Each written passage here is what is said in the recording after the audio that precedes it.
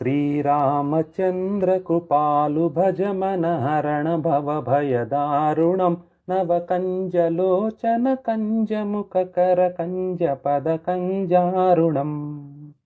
Kandarpa అగణిత Amit చవినవ Neela Neeraja Sundaram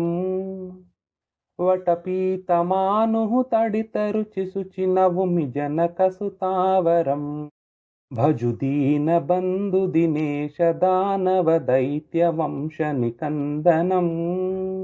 Raghunand Anand Kandukuri Kaushal Chand Dashrath Nandanam